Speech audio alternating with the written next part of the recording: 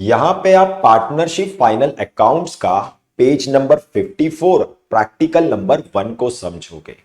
अगर आप चाहते हो कि आपका फाइनल अकाउंट्स का सम हमेशा फर्स्ट अटेम्प्ट में करेक्ट अमाउंट से टैली हो जाए, तो जो स्टेप्स मैं बताऊंगा उन स्टेप्स को आपको फॉलो करना है। ये समझ में आ गया? तो फर्स्ट स्टेप है कि आपको पूरे क्वेश्चन को अच्छे से रीड करना है, जो 3 पार्ट्स में डिवाइड है, जिसके फर्स्ट पार्ट में ट्रायल बैलेंस के ऊपर इंफॉर्मेशन गिवन है, उसे आपको रीड करना है, जिसमें पार्टनर्स का नाम, पार्टनर्स का प्रॉफिट शेयरिंग रेशियो, सम में क्या प्रिपेयर करना है और फाइनेंशियल ईयर का एंड डेट गिवन होगा। ये समझ में आ गया? तो इंफॉर्मेशन को रीड करते हैं। अमित भाई and Narendra bhai are in partnership sharing profits and losses equally. From the following trial balance and adjustments given below, you are required to prepare trading and profit and loss account for the year ended 31st March 2019 and balance sheet as on that date. तो यहां पे अमित भाई और नरेंद्र भाई partners हैं और ये profit और लॉस को इक्वली शेयर करेंगे, मतलब इनका प्रॉफिट शेयरिंग रेशो 1:1 है। तो जो भी नेट प्रॉफिट या नेट लॉस होगा उस अमाउंट का हाफ अमित भाई को डिस्ट्रीब्यूट होगा और रिमेनिंग हाफ नरेंद्र भाई को डिस्ट्रीब्यूट होगा। ये समझ में आ गया? और यहां पे ट्रायल बैलेंस और एडजस्टमेंट्स की मदद से आपको trading account, profit and loss account और बैलेंस शीट प्रिपेयर करना है, जिसका फाइनेंशियल ईयर एंड 31 मार्च 2019 है, मतलब इस सम का फाइनेंशियल ईयर 2018 एंड 19 है। ये भी समझ में आ गया? तो यहां पे फर्स्ट पार्ट कंप्लीट होता है। इसके बाद सेकेंड पार्ट में ट्रायल बैलेंस गिवन है, तो आपको ट्रायल बैलेंस के आइटम्स को रीड करना है और उनके राइट साइड में उस अकाउंट का पहला लेटर लिखना है जिस अकाउंट में वो आइटम ट्रांसफर होगा। जैसे कोई आइटम ट्रेडिंग अकाउंट में ट्रांसफर होगा तो टी लिखना है, प्रॉफिट एंड लॉस अकाउंट में ट्रांसफर होगा तो पी लिखना है, अगर कोई आइटम एसेट है तो ए लिखना है और अगर कोई आइटम लायबिलिटी है तो एल लिखना है। ये समझ में आ गया? और अगर कोई आइटम किसी ऑपोजिट साइड के आइटम में से लेस होगा तो उस आइटम के यहां पे लेस का साइन देना है। ये भी समझ में आ गया? तो ट्रायल बैलेंस के आइटम्स को रीड करते हैं। प्लांट एंड मशीनरी एसेट है, फैक्ट्री बिल्डिंग एसेट है, सन्ड्री डेटर्स एसेट है, परचेसेस ट्रेडिंग में ट्रांसफर होगा, bad debts profit and loss में ट्रांसफर होगा, सेल्स रिटर्न इस सेल्स में से लेस होगा तो यहां पे लेस का साइन देना है।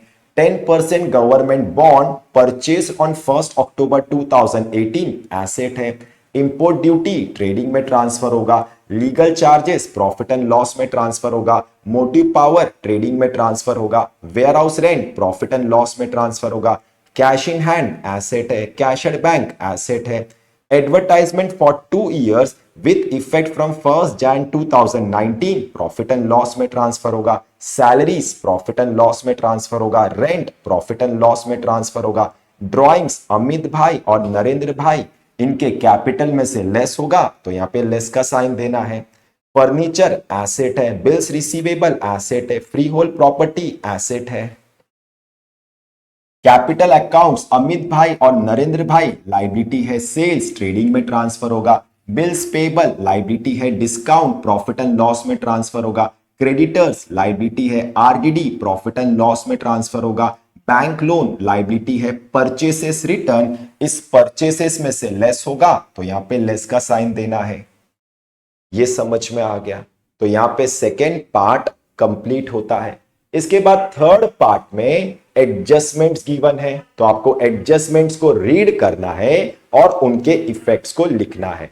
और जिस एडजस्टमेंट के इफेक्ट को ट्रायल बैलेंस के किसी आइटम में एडजस्ट करना है, उस आइटम के लेफ्ट साइड में उस एडजस्टमेंट का नंबर लिखना है। ये समझ में आ गया? और अगर ट्रायल बैलेंस के किसी आइटम में कोई हिडन एडजस्टमेंट है तो उस आइटम के यहां पे एच लिखना है।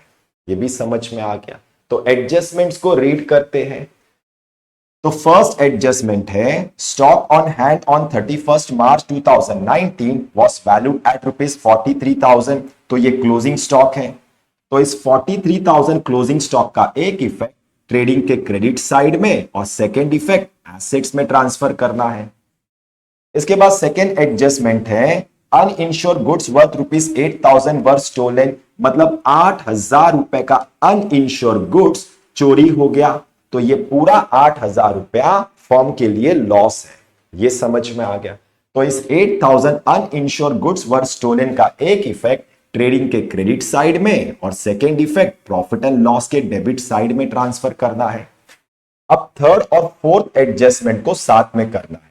तो थर्ड एडजस्टमेंट है create RD at 2% on sundry debtors, मतलब सन्ड्री डेटर्स पे 2% आरडी क्रिएट करना है। ये समझ में आ गया। फोर्थ एडजस्टमेंट है mister Patil are customer become insolvent and could not pay his debts of ₹500, मतलब मिस्टर पाटिल फर्म के कस्टमर थे जिन्हें फर्म को 500 रुपया पे करना था, लेकिन वो इंसॉल्वेंट हो गए जिसके वजह से वो ये 500 रुपया पे नहीं कर पाए। तो ये 500 रुपया फर्म के लिए बैड डेट्स है। ये समझ में आ गया। तो इस 2% आरडी ऑन सन्ड्री डेटर्स और 500 बैड डेट्स का एक इफेक्ट तो कंफर्म है कि सन्ड्री डेटर्स में से लेस होगा। अब इनका सेकेंड इफेक्ट क्या होगा, इसे समझने से पहले यह समझो कि ट्रायल बैलेंस के बैड डेट्स और आरडी को ओल्ड बैड डेट्स और ओल्ड आरडी कहा जाता है और एडजस्टमेंट्स के बैड डेट्स और आरडी को न्यू बैड डेट्स और न्यू आरडी कहा जाता है। यह समझ में आ गया। तो ये ओल्ड बैड डेट्स है, ये ओल्ड आरडी है, ये न्यू बैड डेट्स है और ये न्यू आरडी है।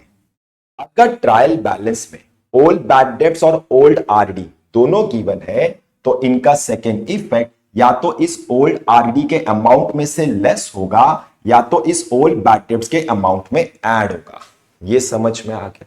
अगर ओल्ड बैड डेट्स का अमाउंट ओल्ड आरडी के अमाउंट से ग्रेटर है या तो old bad debts plus new bad debts, इन दोनों अमाउंट का टोटल अगर ओल्ड आरडी के अमाउंट से ग्रेटर है या तो old bad debts plus new bad debts plus new RD, इन तीनों अमाउंट का टोटल अगर ओल्ड आरडी के अमाउंट से ग्रेटर है तो इनका सेकेंड इफेक्ट इस ओल्ड बैड डेट्स के अमाउंट में ऐड होगा।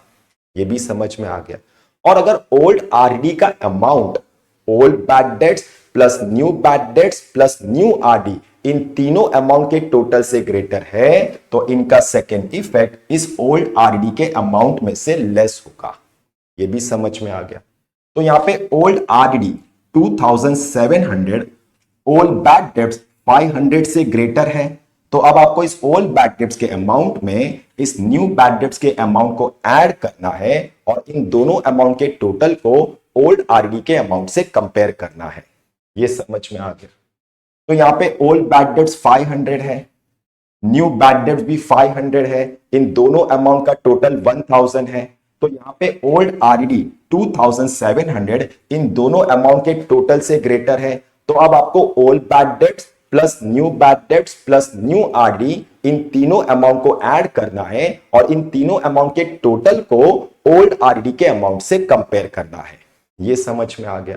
तो यहां पे पहले आपको न्यू आरडी के अमाउंट को कैलकुलेट करना है। अब न्यू आरडी के अमाउंट को कैसे कैलकुलेट करना है उसे समझो। देखो यहां पर सन्ड्री डेटर्स का वैल्यू 28,700 गिवन है। तो आपको इस 28,700 में से पहले इस न्यू बैड डेट्स 500 को लेस करना है। तो आपको मिलेगा 28,200। अब आपको इस 28,200 का 2% कैलकुलेट करना है तो आपको न्यू आरडी का अमाउंट मिलेगा 564। ये समझ में आ गया। तो यहां पे ओल्ड बैड डेट्स 500 है, न्यू बैड डेट्स भी 500 है, न्यू आरडी 564 है, इन तीनों अमाउंट का टोटल 1564 है और यहां पे ओल्ड आरडी 2700 इस 1564 से ग्रेटर है तो इनका सेकेंड इफेक्ट ओल्ड आरडी के अमाउंट में से लेस होगा।